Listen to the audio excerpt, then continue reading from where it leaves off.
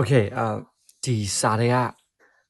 ဒါတကားနဲ့ပြထားတဲ့ပုံကြီးလေးတစ်ပုဒ်ကိုအရင်တော့ကြောက်လို့ပါနော်ဒါပေမဲ့ဒီစာအုပ်ထဲမှာတော့မြန်မာနိုင်ငံလို့တော့မရှိထားဘူးဒါပေမဲ့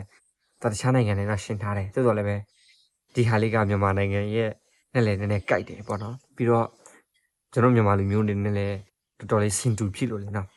အဲ့ဒါဒီကလည်းကိုကျွန်တော်မြန်မာလို့ပြန်အစားထိုးတော့ဖတ်ပြလူတစ်ယောက်ကငရဲပြည်ကိုလေ့လာရေးကြီးထွက်တယ်လမ်းပြကအရှင်ပြတယ်ဆိုတော့ဒီငရဲခန်းကတော့အမေရိကန်လူမျိုးတွေအတွက်ပါတဲ့ခန်းထဲမှာပုတ်ပွက်ဆူနေတဲ့ငရဲဦးကြီးရှိတယ်ငရဲကအဆောက်ကြက်တွေလည်းမျက်ချင်မပြတ်စောက်ကြည့်နေကြတယ်ပေါ့နော်နောက်တစ်ခါကျတော့ဒီအခန်းကတော့ရုရှားတွေအတွက်ပါတဲ့ငရဲရုရှားငရဲခန်းမှာဆိုလို့ရှိရင်မီတောက်တွေပုံများတယ်ငရဲသားအဆောက်တွေလည်းရှိတယ်ဒါပေမဲ့အမေရိကန်တော့အဆောက်လည်းတိတ်မများဘူးနည်းတာပေါ့နော်နောက်တစ်ခါကျတော့ဒီအခန်းကတော့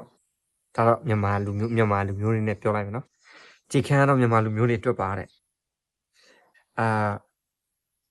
အဲ့ဒီငရဲခန်းမှာလည်းငရဲဦးကြီးရှိတယ်ကွာဒါပေမဲ့ငရဲသားအဆောက်တရားမှမရှိဘူးအဲ့ဒါနဲ့လိလာတဲ့သူကမေးတယ်ဘယ်လိုဖြစ်တာလဲတဲ့ဒီမြန်မာလူမျိုးတွေကိုစောက်ကြည့်မဲ့ဒီမြန်မာငရဲသားတွေစောက်ကြည့်မဲ့ငရဲထိန်းနေမရှိဘူးလားပေါ့နော်အဲ့ဒါနဲ့လမ်းပြပြောတယ်မလို့တဲ့ဘာဖြစ်လို့လဲဆိုတော့တယောက်ထွက်ပြေးတာနဲ့ကြံတဲ့သူတွေကလည်းအတင်းပြန်ဆွဲခေါ်မှာပဲတဲ့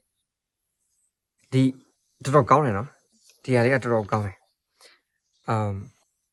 ဒါကဆွဲချတတ်တဲ့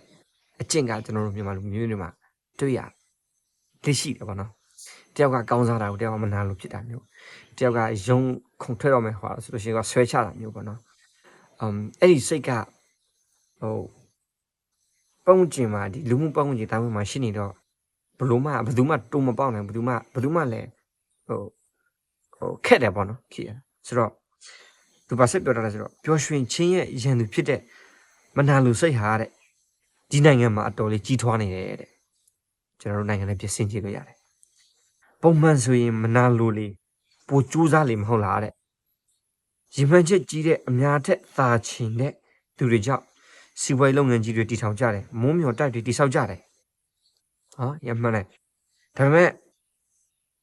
ဒီကျွန်တော်တို့မြန်မာလူမျိုးတွေရဲ့ဒီမစ္စရိယယောဂါပေါ့ဒီမနာလိုစိတ်ကတဲ့လုံးဝကမနာလိုစိတ်တက်ကြီးဖြစ်နေတာကိုအောင်မြင်မှုထက်သူများကြရှုံမှုကိုပိုနှိမ့်မြုပ်နေတာတဲ့ကဲဒီထက်စိတ်ဆင်ရဖို့ကောင်းတဲ့အရာရှိအောင်မလားရှိတော့ကျွန်တော်တော့တော်တော်လေးကိုသဘောကျတယ်ဆိုတော့ဒီပုံပြင်လေးကတော်တော်လေးတော့အတွေ့ရသွားမယ်လို့ထင်တယ်